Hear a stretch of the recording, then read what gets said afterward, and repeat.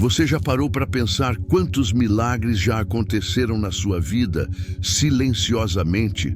Não falo apenas de grandes curas ou reviravoltas cinematográficas. Falo daquele dia em que você evitou um caminho sem saber porquê e algo grave aconteceu logo ali. Falo daquela ligação inesperada, daquele encontro aparentemente por acaso, daquela intuição súbita que salvou você de um erro ou de si mesmo. Os sinais de Deus nem sempre vêm com luzes no céu.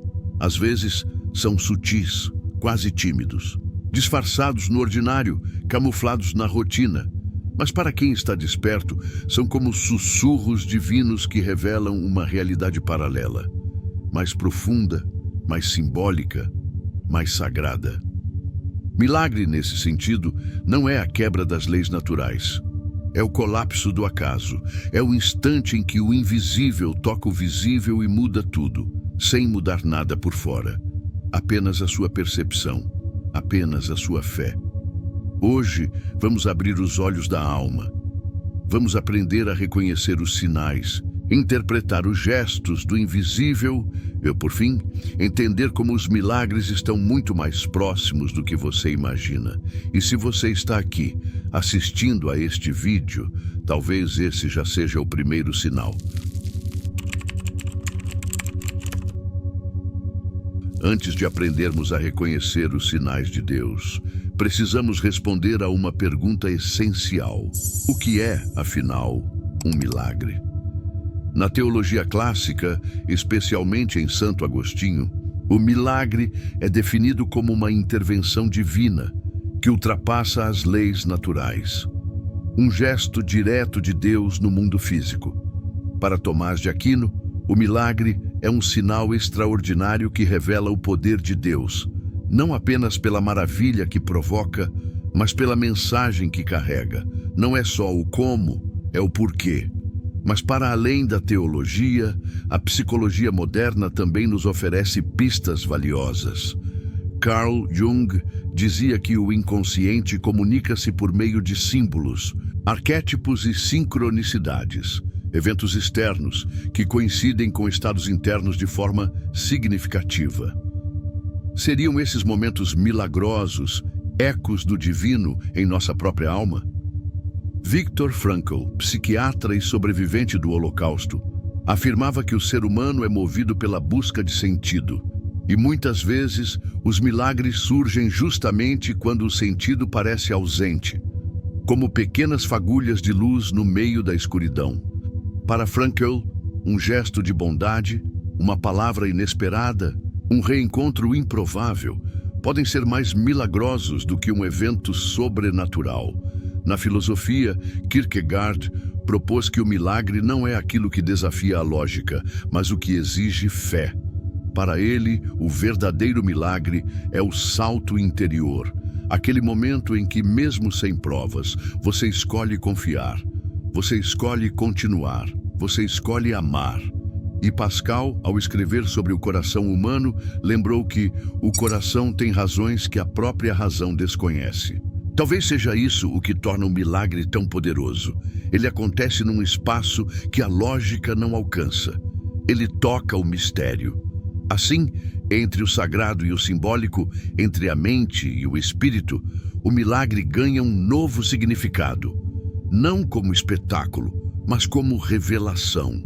Não como magia, mas como resposta. E às vezes a resposta já estava ali, esperando que você a visse com os olhos da alma.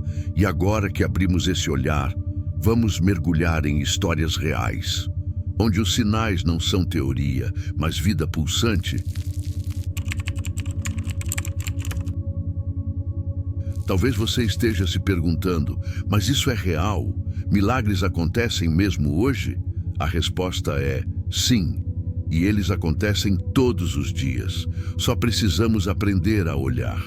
Brian Weiss, renomado psiquiatra e autor de Milagres Acontecem, compartilha em seus livros experiências impressionantes de pacientes que, em sessões de regressão, acessaram memórias que curaram traumas profundos.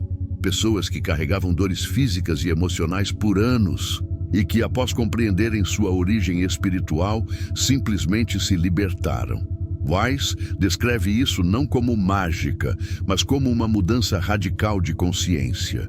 E isso, para ele, é o milagre, a transformação da alma que ecoa no corpo.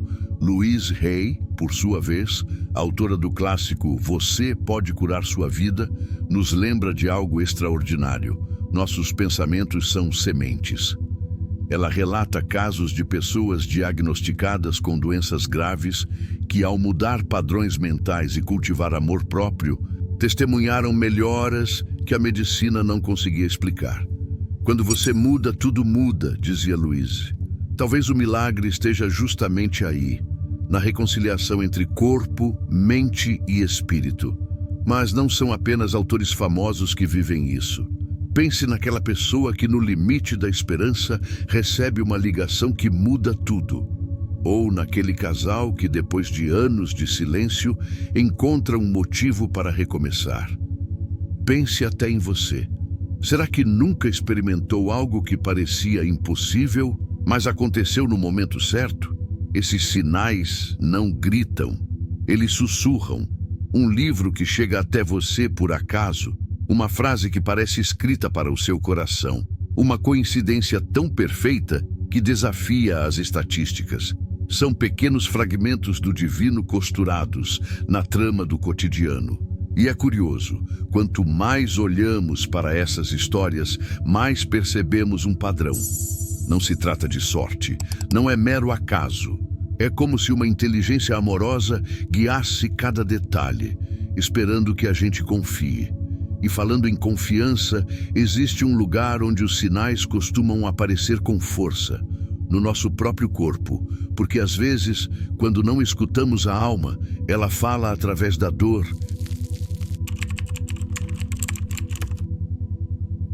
E quando o sinal não vem pelo mundo externo, mas pelo próprio corpo?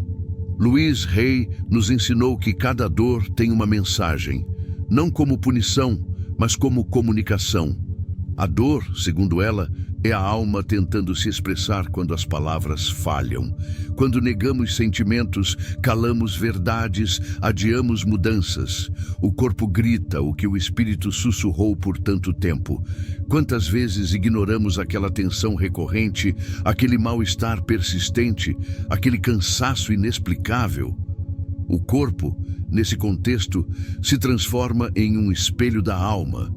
E é aí que surge o milagre, quando finalmente escutamos.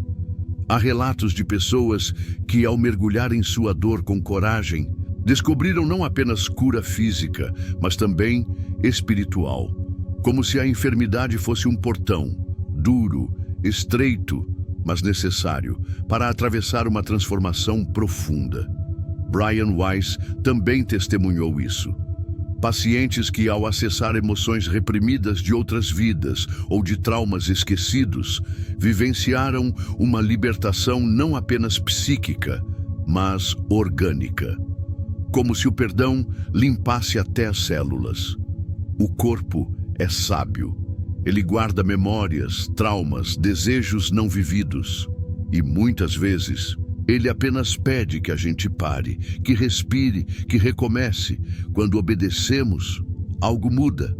E o milagre não está em voltar a ser como antes, mas em renascer de um jeito novo, mais inteiro, mais consciente, mais verdadeiro. Por isso, da próxima vez que seu corpo doer, pergunte a ele o que precisa ser escutado. Talvez a cura que você busca esteja menos nos remédios e mais nas mensagens. E essas mensagens muitas vezes não vêm apenas de dentro. Elas vêm também do lado de fora, da natureza, dos sonhos, do tempo que muda. Porque o divino fala em muitas línguas, e uma delas é o silêncio simbólico do mundo.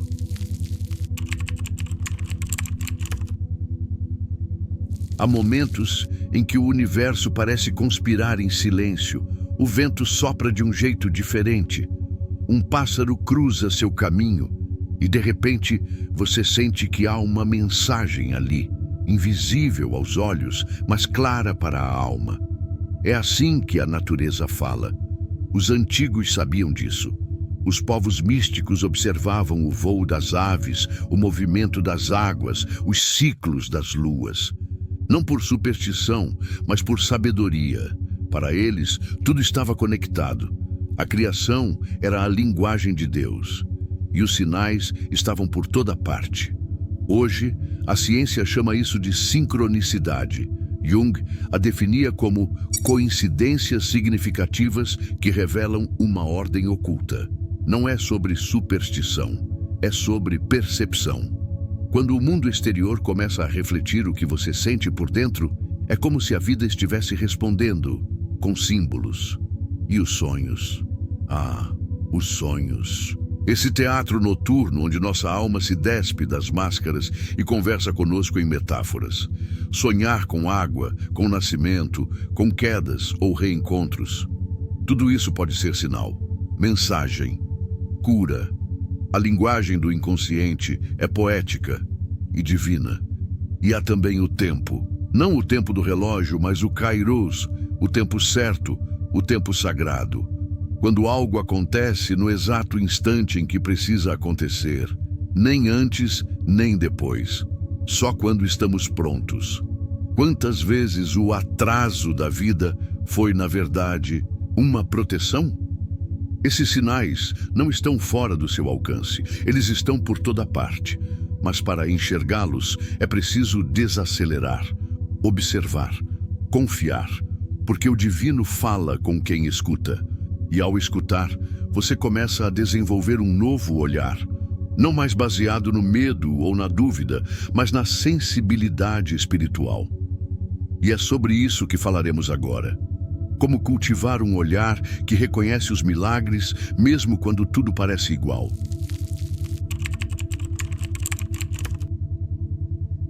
Ver milagres não é um dom reservado a poucos. É uma habilidade cultivada, como um músculo da alma que, ao ser exercitado, torna-se sensível ao sutil.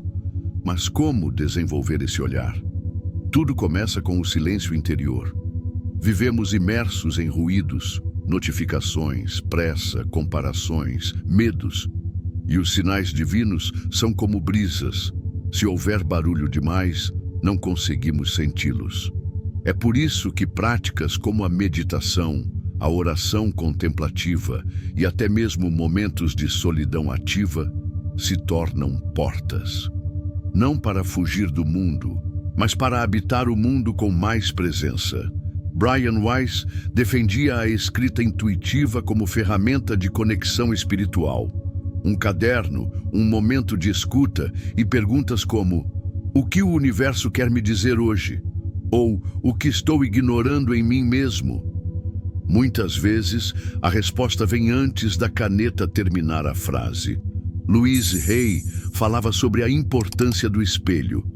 Olhar-se nos olhos com gentileza e dizer: eu me aceito, eu confio, eu sou guiado. Parece simples, e é, mas esse simples gesto abre uma porta de cura e percepção. Um olhar amoroso sobre si mesmo permite ver o divino nos outros e no mundo. Outro caminho poderoso é o diálogo com a vida cotidiana. Observar padrões, símbolos repetitivos, palavras que se repetem em conversas, músicas que parecem falar diretamente com você. Isso não é delírio, é escuta simbólica, é inteligência espiritual em ação. E mais, desenvolver esse olhar também exige coragem emocional. Coragem para questionar, para mudar, para se desapegar da ideia de controle. Porque ver milagres é, em essência, aceitar que nem tudo pode ser explicado, mas tudo pode ser sentido. Com o tempo, esse olhar se torna natural. Você começa a enxergar sentido onde antes havia caos. Começa a perceber que há uma harmonia secreta nos desencontros e uma intenção amorosa até nos silêncios. O milagre é, antes de tudo, um despertar. E quando você desperta, descobre algo profundo. Os milagres nunca estiveram ausentes. Quem estava ausente era o seu olhar. Mas então, o que acontece quando esse olhar amadurece e você começa a viver com fé, propósito e entrega? chega um momento em que você percebe: os milagres não são sorte, não são acasos felizes. Eles são convites do invisível para uma vida com mais fé, mais ação, mais propósito. Quando olhamos profundamente para os sinais, entendemos que eles não vêm apenas para consolar. Eles vêm para mover, para transformar. O milagre não é o fim do sofrimento, é o início da mudança. É aqui que a fé se torna protagonista. Não a fé cega, baseada em promessas automáticas ou fórmulas mágicas, mas a fé lúcida, aquela que nasce da confiança profunda de que há um sentido, mesmo quando os olhos ainda não veem. A fé que anda junto com a ação, que transforma a oração em movimento, gratidão em atitude, espera em preparação. Brian Weiss relata inúmeros casos em que o despertar espiritual veio depois de uma simples decisão: seguir um chamado interior, mesmo sem ter todas as respostas. Já Louise Hay nos lembra que curar-se é um ato de coragem, um milagre que começa quando decidimos nos amar o suficiente para mudar. E é essa combinação que revela o verdadeiro milagre. A conexão entre o que você acredita, o que você faz e o porquê de tudo isso. Milagre, então, é alinhar sua vida com o seu propósito mais alto. É perceber que nada, absolutamente nada, é por acaso. Que cada passo, cada dor, cada encontro carrega uma centelha de divindade. E quando você se coloca nesse fluxo, vive com mais leveza, mais confiança. E mesmo nos dias escuros você sabe, algo está sendo orquestrado por trás do véu. Mas como aplicar isso na prática? Como transformar essa visão em algo real no cotidiano? É sobre isso que falaremos agora, com um convite final, direto para a sua alma.